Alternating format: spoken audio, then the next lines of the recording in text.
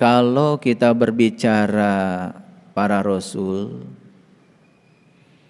biasanya yang paling menarik itu pembicaraan tentang mukjizat-mukjizatnya.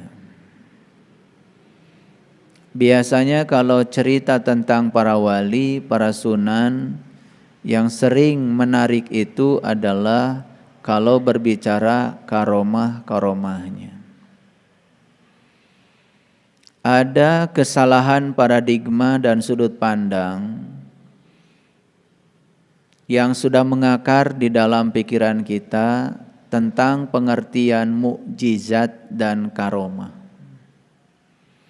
Karena biasanya kalau bicara mukjizat, biasanya kita berbicara tentang berbagai hal, seakan-akan itu adalah keistimewaan yang diberikan Allah kepada para rasul, dan seakan-akan keistimewaan itu tidak diberikan pada siapapun.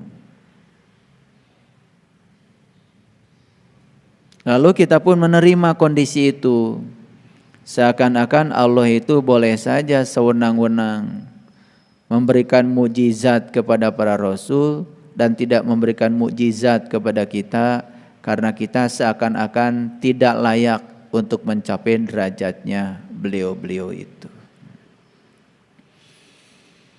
Padahal sebetulnya kalau kita mau berguru kepada Nabi Muhammad sendiri mengatakan bahwa aku diutus ke semesta ini hanya untuk menyempurnakan akhlak. Bukan diutus ke semesta ini untuk menunjukkan keistimewaan beliau sebagai manusia pilihan, tetapi untuk menyempurnakan akhlak. Dan sekolah akhlak yang paling sempurna adalah kehidupan. Nabi Muhammad dilempari batu berdarah-darah. Tidak batunya jadi mantul, atau batunya itu tidak bisa berbuat apa-apa begitu dan tidak bisa menyakiti.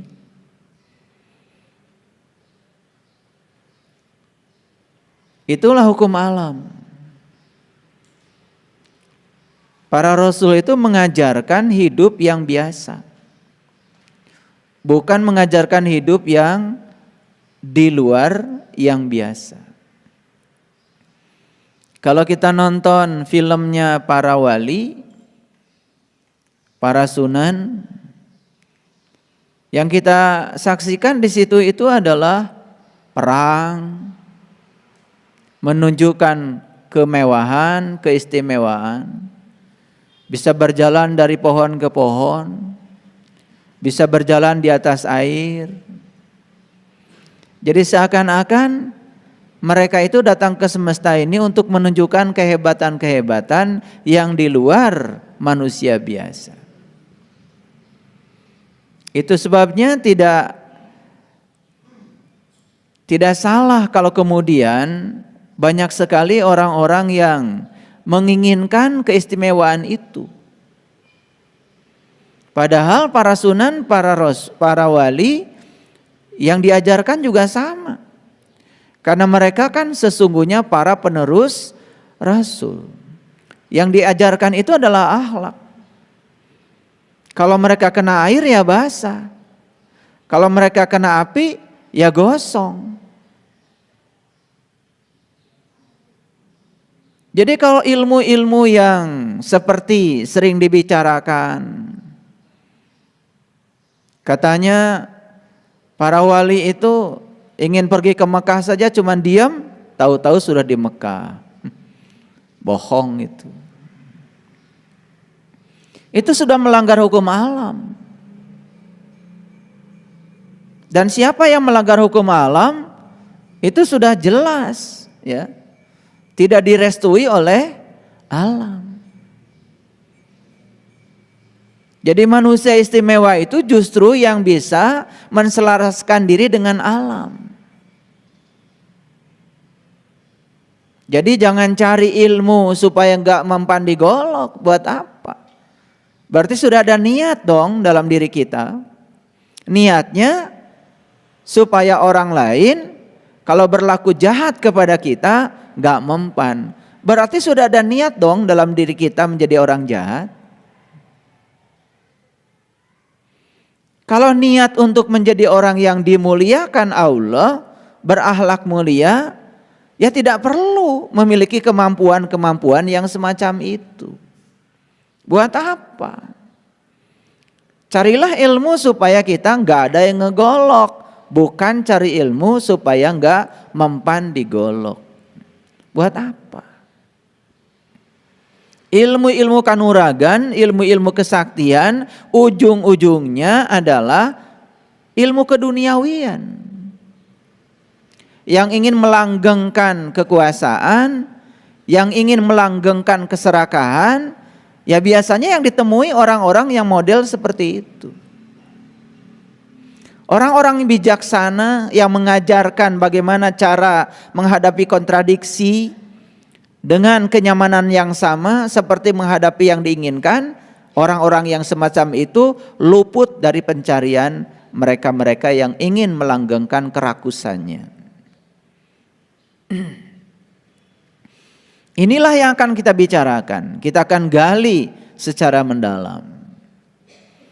Itu sebabnya saya mengingatkan, siapapun yang datang ke tempat ini, ingin berguru, kemudian sudah ada niatan, apalagi niatan ingin mengatur Tuhan supaya Tuhan mengikuti segala keinginan hawa nafsunya, jangan belajar di sini. Karena yang akan diajarkan oleh saya di tempat ini adalah kepasrahan diri yang total kepada Allah. Menyadari bahwa kita dicipta oleh Allah bukan untuk mengatur Allah. Kita dicipta oleh Allah untuk berserah diri sepenuhnya kepada Allah. Karena kita dicipta oleh Allah bukan untuk tujuan kita, tetapi untuk tujuan Allah. Ya sudah saja, apa yang Allah mau, ya ikuti. Karena semua yang Allah mau pasti itu yang terbaik bagi kita. Sekalipun kita saat ini mungkin belum bisa menerimanya karena keterbatasan penglihatan dan pemikiran kita. Tapi Allah yang Maha Cinta tidak mungkin menjerumuskan hamba yang dicintainya. Karena kita dari kecil diajarkan benar salah, dari kecil diajarkan baik buruk, yang disebut dengan Tuhan biasanya yang dikaitkan dengan apa yang kita ingin.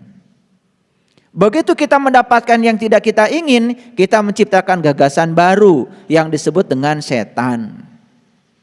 Jadi gagasan Tuhan dan setan itu gagasan yang diciptakan oleh manusia. Sekali lagi, gagasan tentang Tuhan dan gagasan tentang setan itu yang diciptakan oleh manusia. Manusia sendiri yang menciptakan gagasan itu.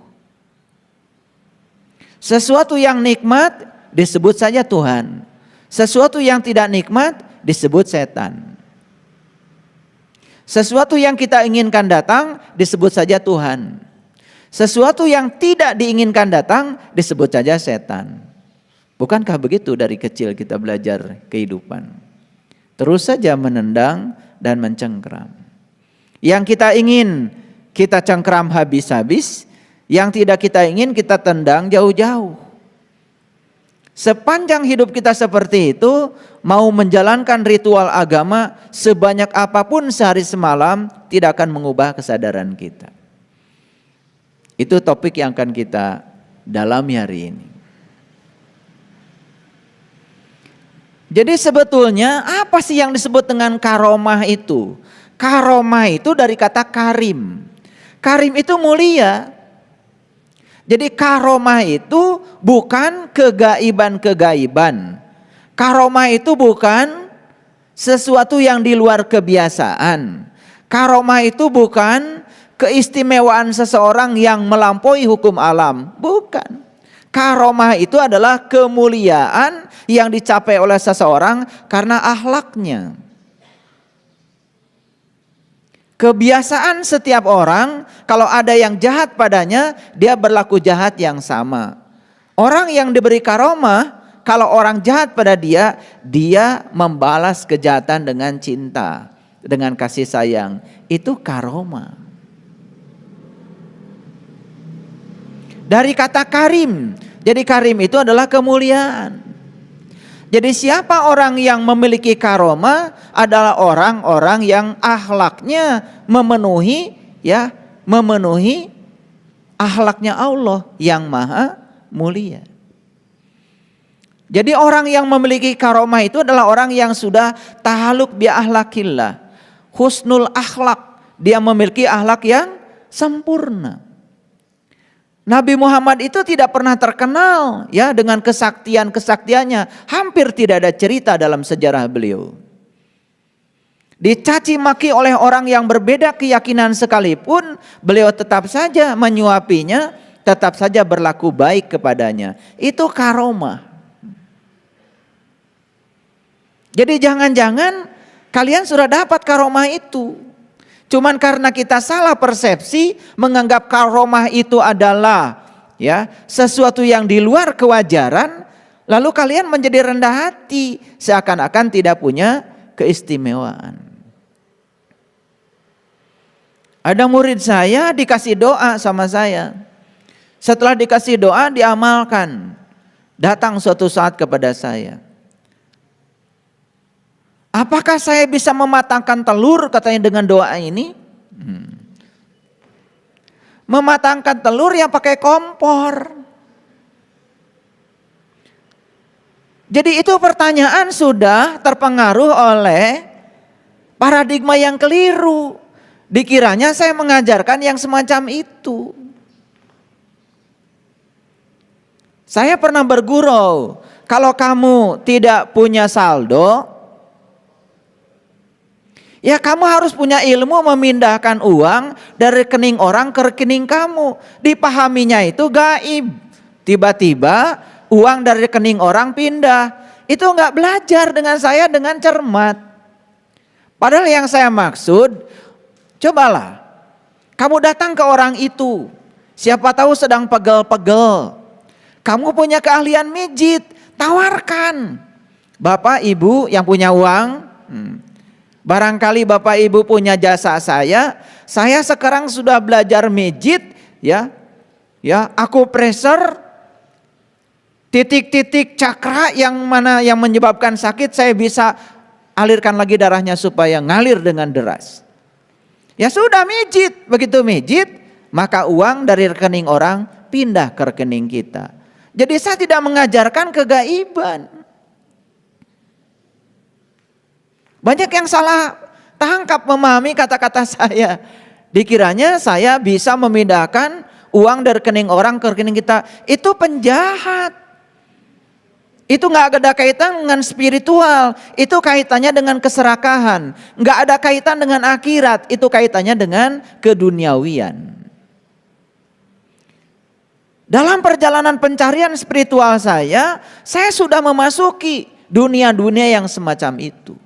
Tawaran-tawaran kesaktian, tawaran kanuragan, sudah lewat.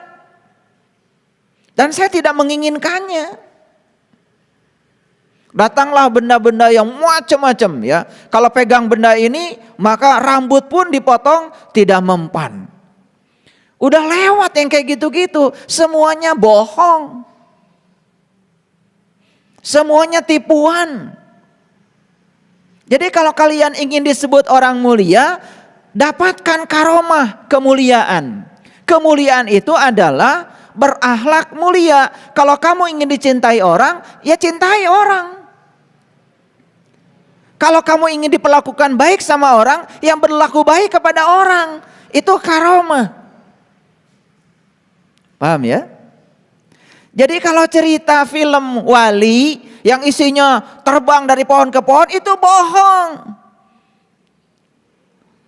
Waliullah itu artinya teman-teman Allah. Teman-temannya Allah adalah mereka yang pasrah total kepada Allah, yang siap mengikuti amarnya Allah, siap mengikuti perintahnya Allah. Itu namanya waliullah. Dan orang-orang yang punya ilmu kanuragan, kesaktian adalah orang-orang yang tidak siap mengikuti perintahnya Allah. Dia tidak siap, hartanya hilang, maka dia langgengkan hartanya dengan menggunakan ilmu-ilmu kanuragan. Berarti dia sedang melawan keinginan Allah. Itu bukan karomah. Paham? Nah, ini supaya ngerti. Karena banyak yang salah paham. Kalau ziarah wali yang diceritakan biasanya ya kesaktian-kesaktian wali. Dan kalau kita berziarah ke sana seakan-akan kita ingin mendapatkan kesaktian itu. Kan itu keliru tujuannya. Sudah dijelaskan oleh saya bahwa waliullah, wali itu bahasa Arab artinya teman, waliullah berarti teman-temannya Allah. Tahu temannya Allah siapa? Ya temannya Allah, ya sahabatnya Allah. Sahabatnya Allah yang setiap saat siap menjadi kepanjangan tangan Allah untuk menyampaikan cinta kasihnya Allah. Itu yang disebut dengan orang sudah mendapatkan karomah. Paham ya? Nah, ini diluruskan dulu nih. Nah, biasanya kalau kita cerita mujizat, nih mujizat para rasul. Nabi Muhammad bisa mengeluarkan air dari jari-jari tangannya, ditangkap secara mentah seperti itu. Nabi Ibrahim dibakar dengan api, enggak mempan. Akhirnya belajar ilmu-ilmu kanuragan supaya ketika dibakar api tidak gosong. Itu salah kaprah. Nabi Musa bisa membelah laut dengan tongkatnya, laut terbelah. Itu salah kaprah. Nabi Yunus ditelan ikan enggak mati, malah membaca la ilaha illa anta. Benar-benar ditelan ikan. Bahkan dicari ikan yang menelannya. Konon kabarnya kata orang-orang bohong, ikan yang menelan Nabi Yunus dulu masih ada katanya sekarang. Bagaimana Anda memastikan kalau ikan itu yang menelan Yunus? Ya kalau Yunus ditelan ikan kemudian masih hidup melanggar hukum alam. Yunus ditelan ikan ya pasti meninggal dong. Ngerti maksud saya? Jadi saya mau cerita karomah dan mujizat yang berbeda dengan kebanyakan orang memikirkannya. Nabi Muhammad betul ya bisa mengeluarkan air dari jari-jari tangannya. Tapi air apa? Air itu adalah sumber kehidupan jasmani. Ada lagi sumber kehidupan ruhani. Karena Nabi Muhammad itu adalah seorang rasul yang mengajarkan ilmu ruhani, berarti yang dimaksud dengan oleh beliau bukan air jasmani dong, air ruhani. Air ruhani disebutnya ma'ul hayat, air ruhani disebutnya cahaya. Cahaya di atas cahaya itu yang disebut dengan sumber kehidupan. Jadi jari-jari tangannya bisa mengeluarkan cahaya. Tentu saja bukan seperti Batman, bukan seperti Iron Man, bisa mengeluarkan laser gitu. Itu sulapan, itu animasi. Masa seorang rasul diajarkan untuk mengajarkan sulapan? Gak mungkin. Itu bahasa simbolik sebetulnya. Bisa mengeluarkan cahaya dari jari-jarinya. Cari ilmu supaya jari-jari kita pun bisa mengeluarkan cahaya. Gitu. Disitulah perlunya seorang pewaris ilmunya rasul. Makanya rasul dengan nabi beda. Rasul itu orang yang dapat ilmu untuk dirinya dan boleh menyampaikan kepada yang lain. Itu rasul. Kalau nabi, orang yang dapat ilmu untuk dirinya tidak boleh menyampaikan kepada yang lain. Itu nabi. Kalau tidak boleh menyampaikan kepada yang lain, ya ilmu itu berarti hanya untuk dirinya sendiri. Itu yang disebut dengan etika ilmu. Ada yang dapat ilmu untuk dirinya sendiri, dipesankan tuh oleh guru. Ini ilmu buat kamu saja, jangan kamu sampaikan kepada yang lain yang tidak berhak untuk mendapatkannya. Tapi ada juga orang yang diberi wewenang, ya, diberi hak bicara untuk menyampaikan itu kepada yang lain. Itu saja perbedaannya. Nah, pertanyaannya sekarang, ilmu apa yang dititipkan kepada para rasul? Ilmu apa coba? Nah, ini yang akan kita bahas hari ini. Tentu saja ilmu yang dititipkan kepada para rasul adalah ilmu-ilmu yang menyelamatkan. Bukan ilmu ecek-ecek, ilmu yang akan bisa menjadi syafaat. Nah, ini bicara syafaat lagi. Apa sih syafaat itu? Kebanyakan orang secara fiksi mengatakan syafaat itu nanti. Syafaat itu nanti. Datanglah para rasul kemudian memberikan syafaat, katanya pertolongan kepada kita. Kapan? Nanti. Syafaat itu bukan urusan nanti. Syafaat itu urusan hari ini. Urusan sekarang. Apa wujudnya syafaat? Wujudnya syafaat adalah ilmu. Ilmu yang bisa menyelamatkan kita hari ini. Kalau hari ini kita selamat, insya Allah besok selamat, lusa selamat, terus selamat.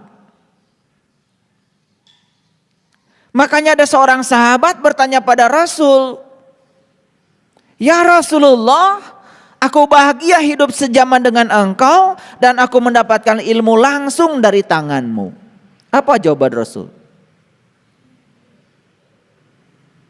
Lebih bahagia lagi umatku yang tidak hidup sejaman dengan aku, tetapi mereka masih dapat ilmuku dari para pewarisku. Lalu sahabat bertanya, siapa ya Rasulullah yang berhak mewarisi ilmu engkau? Rasulullah mengatakan, al-ulama warasatul anbiya. Jadi ulama itu adalah mereka yang mewarisi ilmunya Nabi.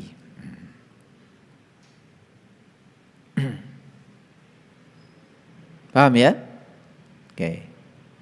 Nah, sekarang pertanyaannya, apa sih ilmunya para rasul itu? Ini yang jarang dibahas. Jadi kita mengira seakan-akan ilmunya para rasul itu adalah mukjizat-mukjizat tadi. Mukjizat-mukjizat tadi itu sebetulnya secara prinsip bukanlah sebuah keistimewaan yang diberikan kepada beliau dan tidak diberikan kepada yang lain, tetapi tugas utama.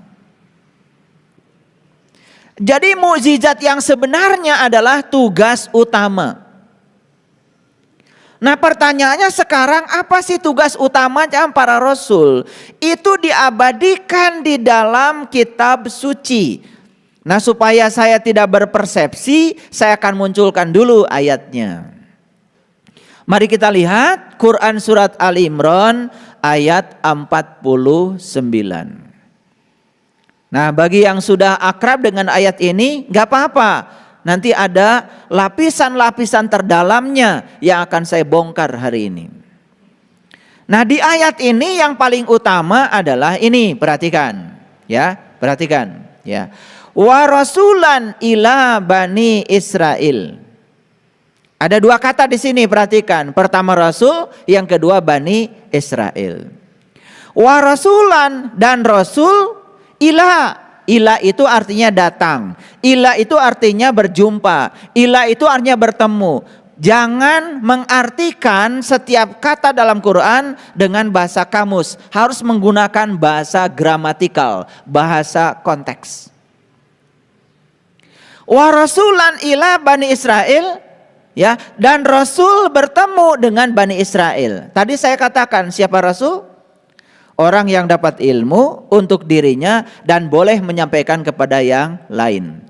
Seorang rasul tentu saja sudah punya kemampuan. Ilmu yang disampaikan kepada beliau ini harus disampaikan pada siapa? Makanya ilmu terbagi tiga. Ada ilmu yang umum disampaikan di tempat umum kepada orang umum dengan cara yang umum. Ada lagi ilmu khusus, bahkan ilmu khususil khusus. Itu disampaikan di tempat khusus, pada orang yang khusus, dengan cara yang khusus, di waktu yang khusus. Ya tentu saja yang dibicarakan di sini bukan ilmu umum. Yang dibicarakan di sini adalah ilmu khusus, pada orang khusus, di tempat khusus, dengan cara yang khusus, karena ilmunya khusus. Ilmu umum disampaikan kepada setiap orang, boleh-boleh saja. Tetapi Rasulullah sudah memberikan batasan. Ilmu khusus jika diberikan kepada orang umum itu suatu kezaliman. Ilmu khusus jika diberikan kepada mereka yang tidak berhak untuk menerimanya, bukan ahlinya. Kalau di Quran dikatakan illa ahliha. Jadi ilmu itu hanya diberikan kepada ahlinya. Yang bukan ahlinya, yang tidak berhak menerimanya, tidak boleh. Makanya seorang Rasul pasti punya kemampuan melihat siapa yang berhak menerima ilmu dan siapa yang tidak berhak menerima ilmu. Pasti punya kemampuan itu. Kalau tidak punya kemampuan itu, pasti itu bukan Rasul. Ulangi lagi ya. Jadi Rasul itu dua ya otoritasnya. Satu mendapatkan ilmu, yang kedua ilmu yang didapat boleh disampaikan. Tetapi menyampaikannya tentu ada batasan. Makanya di Quran surat An-Nahl dikatakan ud'u ila rabbika bil hikmah wal mau'idah wajadilhum billati hiya ahsan. Jadi mengajak manusia ke jalan Tuhan itu ada 3 metode. Yang pertama bil hikmah ya. Dengan menunjukkan hikmah. Hikmah itu adalah keteladanan. Yang kedua wal mau'idah, boleh menyampaikan nasihat. Yang ketiga wajadilhum hiya ahsan, berjidal, berdiskusi, berdebat boleh? Boleh, asal ada ruangnya. Yang penting jangan berdebat di jalanan. Karena kalau berdebat di jalanan itu namanya liar. Kalau sudah liar bukan dapat barokah, malah jadi mengeraskan hati. Bahkan di ayat lain Allah justru melarang berdebat itu. Walaupun ada kata wajadilhum hiya ahsan, boleh berdebat asal dengan cara yang baik. Itu ada syaratnya. Berdebat itu harus dengan cara yang baik, dan setiap perdebatan biasanya cenderung caranya itu emosi. Jadi sebetulnya ayat itu bukan mengisyaratkan boleh berdebat sebetulnya, karena berdebat mengeraskan hati, apalagi berdebat dengan orang yang kesadarannya rendah, buang-buang waktu. Jadi oleh karena itu jangan setiap perdebatan dilayani. Ulangi, jangan setiap orang mengajak diskusi, berdebat, apalagi cuma sekedar pamer pengetahuan, bukan pamer ilmu. Karena ilmu itu tidak perlu dipamerkan. Kalau sudah jadi ilmu, ya akan pamer sendiri dengan akhlaknya. Yang biasanya dipamerkan itu adalah knowledge, pengetahuan. Sejumlah informasi yang ada di otak kemudian ditampilkan kepada orang lain karena kita menganggap diri kita banyak pengetahuan, itu namanya pameran ilmu. Nah ilmu yang pengetahuan yang sudah jadi ilmu nggak usah dipamerkan. Karena yang sudah jadi ilmu sudah jadi pengalaman. Kalau sudah jadi pengalaman berarti sudah nampak menjadi tadi karomah. Jadi ilmu itu harus mengantarkan kita sampai menemukan kemuliaan dari ilmu itu. Makanya orang banyak ilmunya tetapi tidak mulia akhlaknya, itu nggak berilmu. Berpengetahuan yes, tapi berilmu tidak. Karena ciri orang yang berilmu itu tentu saja berakhlak. Makanya di Quran dikatakan ya, yang akan diangkat derajatnya oleh Allah itu cuma 2. Satu orang yang beriman dan berilmu. Yarfa'illahul ladzina amanu minkum utul ilma darajah. Yang dipakai di Quran bukan atau tapi dan. Beda, kalau atau boleh salah satu. Ya. Syarat untuk masuk ke masjid ini ya, yang pertama harus dewasa atau berpakaian rapi. Itu boleh tidak dua-duanya, salah satu. Tetapi kalau dan itu harus dua-duanya. Orang ini akan diangkat derajatnya oleh Allah kalau dan. Satu beriman, yang kedua berilmu. Dan awas ya. Jadi kalau begitu iman dengan ilmu tidak bisa dipisah. Ilmu berbeda dengan pengetahuan. Kalau pengetahuan itu informatif, apa kata orang, apa kata buku, apa kata kitab suci, itu namanya pengetahuan. Kalau belum menjadi pengalaman, itu bukan ilmu. Nah yang akan diangkat derajatnya itu bukan orang yang berpengetahuan, tetapi orang yang beriman sekaligus juga berilmu.